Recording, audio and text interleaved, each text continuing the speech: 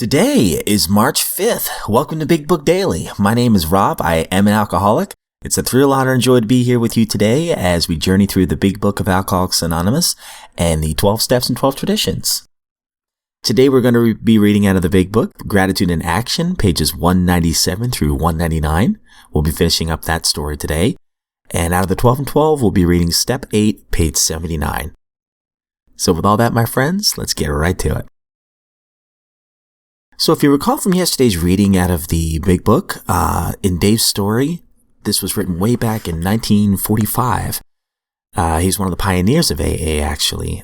He had written into the New York office over a span of time, and Bobby, one of the secretaries out of the New York office, said, "You sound very sincere, and from now on, we're going to be counting on you to perpetuate the fellowship of AA where you are. You'll find enclosed some queries from alcoholics. We think you're now ready to take on this responsibility." And she had enclosed about 400 letters that Dave answered in the course of the following weeks. And soon he began to get some answers back. So now here he is starting to work with others. And that is paying off in dividends in his life tremendously. So on 197, one of the lines that really stood out to me was, as I look back on it now, I did everything wrong. I've been there, Dave. But at least I was thinking of somebody instead of myself. I've begun to get a little bit of something that I am very now full of, and that is gratitude.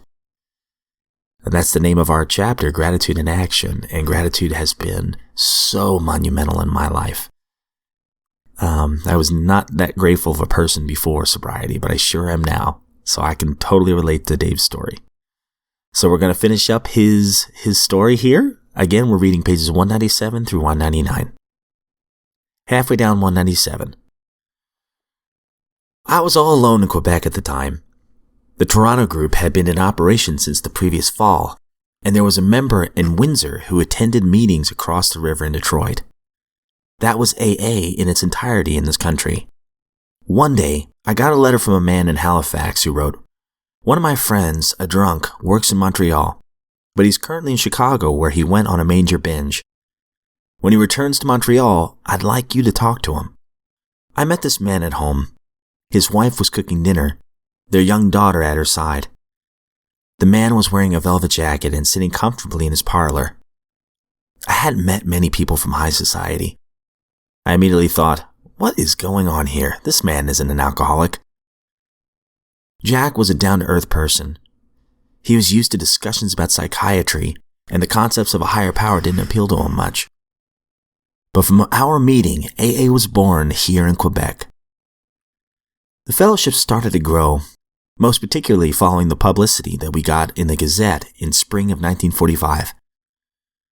I will never forget the day that Mary came to see me. She was the first woman to join our fellowship here. She was very shy and reserved, very low-key. She'd heard of the fellowship through the Gazette. For the first year, all the meetings were held in my home. There were people all over the house.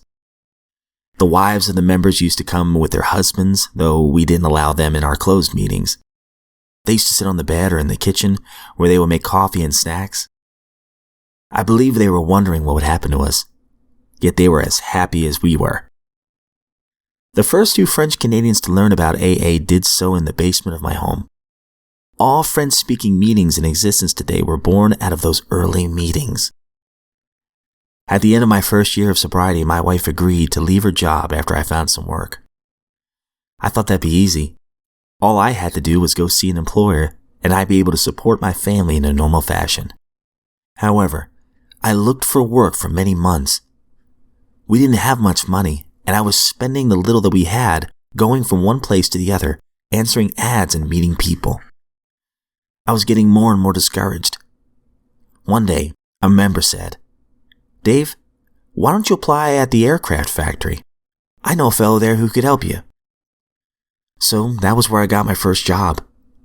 There really is a higher power looking after us. One of the most fundamental things that I have learned is to pass on our message to other alcoholics. That means that I must think more about others than about myself. The most important is to practice these principles in all my affairs, In my opinion, that's what Alcoholics Anonymous is all about. I never forgot a passage I first read in the copy of the Big Book that Bobby sent me. Abandon yourself to God as you understand God. Admit your faults to Him and to your fellows. Clear away the wreckage of your past. Give freely of what you find and join us. It's very simple, though not always easy, but it can be done. I know the fellowship of AA doesn't offer any guarantees, but I also know that in the future, I don't have to drink. I want to keep this life of peace, serenity, and tranquility that I have found. Today, I have found again the home that I left and the woman I married when she was still so young. We have 2 children, and they think their dad is an important man.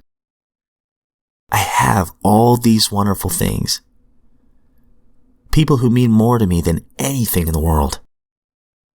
I shall keep all that, and I won't have to drink if I remember one simple thing: to keep my hand in the hand of God. Oh man, beautiful stuff. I'm almost getting teary-eyed thinking about that last line. I definitely want to come back to this in just a minute.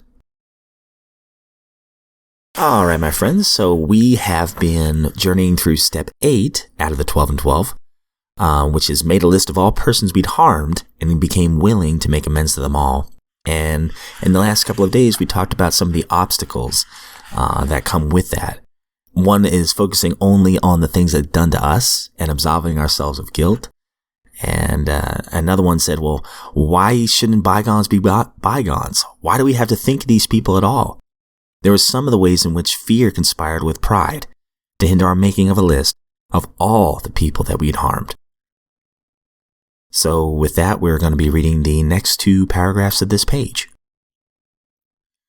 Some of us, though, tripped over a very different snag. We clung to the claim that when drinking, we never hurt anybody but ourselves. Our families didn't suffer because we always paid the bills and seldom drank at home. Our business associates didn't suffer because we were usually on the job. Our reputations hadn't suffered because we were certain few knew about our drinking. Those who did would sometimes assure us that, after all, a lively bender was only a good man's fault. What real harm, therefore, had we done? No more, surely, than we could easily mend with a few casual apologies. This attitude, of course, is the end result of purposeful forgetting. It is an attitude which can only be changed by a deep and honest search of our motives and actions. All right, so while this is fresh, I have certainly thought that before. I'm not hurting anybody but myself. Just leave me alone. But that is so not true. That is, at least for me, that is so not true. I was neglecting my family. My wife, my 2 kids. All I wanted to do was go in the garage and drink. When I was upset, boom, that's what I did. When I was happy, boom, that's what I did. When I needed no excuse at all, that's exactly what I did. Thankfully, I've been sober for a huge chunk of my children's childhood so far, and I hope it stays that way. I don't want them to remember the neglectful man that I used to be. But, in that moment, I remember thinking, I'm not hurting anybody. Until I started seeing some of the fallout from my decisions and how unmanageable my life really was. I'm pretty sure it's in the Big Book. I'm pretty sure we've already read it, but it was how we alcoholics are like a hurricane, tearing up everything in our path. We don't realize that sometimes because, we're in the eye of this storm. We're kind of numb to it. But I didn't realize how much damage I was doing until I started getting rigorously honest with myself. All right, and going back to the Big Book right now, you certainly see where the title of Dave's chapter comes from, Gratitude in Action, because he sounds very grateful for the life he has now. And just the last page, 199, I just want to reiterate a few points that are just so powerful. He says, I never forgot. He said, the most important thing is to practice these principles in all my affairs and carry the message. So he's preaching step 12 pretty hard here. And then he says, I never forgot the line that I read from the Big Book that Bobby sent me. Abandon yourself to God as you understand God. Admit your faults to Him and your fellows. We were talking about wreckage just a second ago. Clear away the wreckage of your past and give freely of what you find and join us. He brings up a good point. It's very simple, not always easy, but it can be done. I know the Fellowship of AA doesn't offer any guarantees, but I also know that in the future I do not have to drink. And that's the truth, my friends. We do not have to drink. Dave says, I want to keep this life of peace and serenity and tranquility that I have found. Been there, Dave. I want to keep this life. It's so much better than what it used to be. Today, I found again the home that I left and the woman I married when she was still so young. It's almost like he's kind of woken back up. We have 2 more children, and they think their dad is an important man. It's nice to be a hero in the house. I have all these wonderful things. People who mean more to me than anything in the world. And that's where I'm at. My beautiful little family. You know, I had all these plans when I was a teenager. I wanted to be ever since I was a kid, and I wanted to be a published author, and I wanted to do all these things. And the older I got, the more I started focusing on the things that I didn't have until sobriety, and I started focusing on the things that I do have. And I thought about all the detours in life. I have a beautiful family that I never thought I would have. I have a profession that I never thought I would do. I have a home. I'm happy. Doctor told us we can never have any kids. I have children. I start focusing on all the things I had I never even saw coming. And then one of the greatest things is gratitude and peace. I love what he says here. I shall keep all that, and I won't have to drink if I remember one thing, and this is the one that gets me, to keep my hand in the hand of God. Now I'm going to get a little sappy here, guys, but this is just Robology, just a mental picture of the God of my understanding. But in my mental picture, I'm just a kid. I'm just a little boy. And I'm clinging to the hands of my Heavenly Father. And we're just walking around the world, meeting some more of His children. And He's comforting to me. He loves me. He's patient with me. He knows I'm going to stumble. But I just keep clinging to the hand and trusting. And it's a warm hand. And I just love that. I just love that image right there.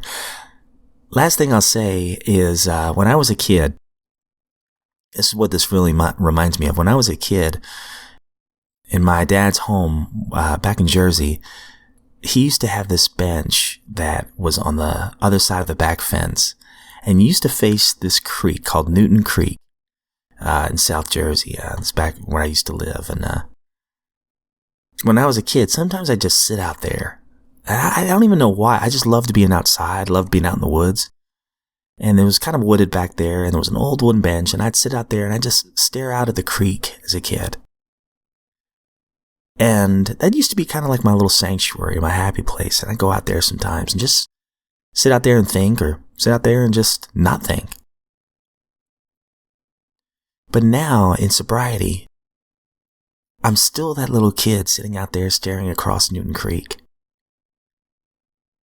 But my Heavenly Father's right next to me. He's got his arm wrapped around me.